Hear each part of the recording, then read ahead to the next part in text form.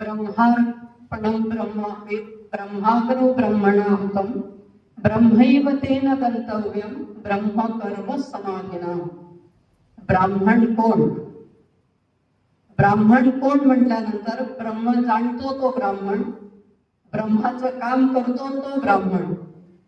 आपल्याला सर्वांना अतिशय आनंद, नुसताच आनंद नाही तर आत्मसन्मान वाटला पाहिजे असं ब्राह्मणत्व लाभलेलं आहे।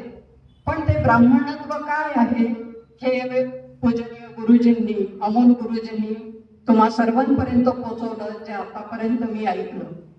आता तुम्ही इथे संथा घेतल्यात, पुरुष सूक्त, श्री सूक्त, नंतर शिवमहिम्न स्तोत्र, ह्या सर्व स्तोत्रांमध्ये ज्यात पुष्पदंतांनी वाच जे केलेलं आहे किंवा श्रीमद आद्य शंकराचार्यांचं असेल किंवा आपल्या वेदांनी जे दिलेलं आहे, ह्या भगवंताची स्तुती आहे। ज्यांनी चंद्र सूर्य तारे निर्माण केलेले आहेत त्या भगवंताची स्तुती ह्या स्तोत्रांमध्ये आहे।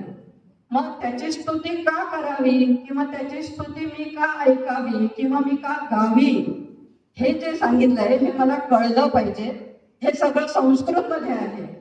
संस्कृत भाषा ही देवांची भाषा आहे, ती माझ्यापर्यंत पोहोचवण्याचं काम जो ब्रह्मवृंद करतो, जो निष्कारणेन षडंग वेद अध्ययन माझ्याकडनं करून घेतो, त्या ब्रह्माला मला समजून घेतलं पाहिजे, त्या ब्राह्मणाला मला नतमस्तक होऊन नमस्कार केला पाहिजे।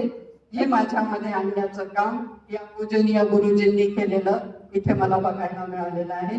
त्यामुळे त्यांचं करावं तेवढं कौतुक थोडंच आहे, पण त्यांना ज्यांनी ज्यांनी साथ दिली त्या प्रत्येक व्यक्तीचं, त्या प्रत्येक मनुष्याचं, त्या प्रत्येक ब्राह्मणाचं सुद्धा इथे कौतुक व्हायला पाहिजे। कारण धर्म रक्षति धर्मः, तसंच ब्राह्मण रक्षति ब्राह्मणः, हे आपल्याला साध्य करून दाखवायचं आहे। आणि त्यासाठी आपला प्रत्येक पाऊल हे आगेकूचच करत राहील। ह्यासाठी भगवंत तर आशीर्वाद देतीलच, पण भगवंत केव्हा आशीर्वाद देतात? जेव्हा एक पाऊल मी चालते तेव्हा।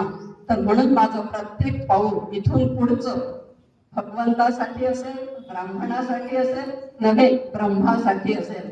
कारण ब्रह्म म्हणजे वेद, ते वेद म्हणजेच भगवंताचे विचार मी प्रत्येक ह्युमन बिईंग पर्यंत नेले पाहिजे। नॉट ओनली ब्राह्मण बट द ह्युमन बिईंग, इथपर्यंत मला ते नेता आले पाहिजे। त्यासाठी मी कटिबद्ध राहील असा आशीर्वाद आज भगवंताकडनं आपल्या सर्वांसाठीच मी मागते। आणि एवढं बोलून माझे 2 शब्द संपले।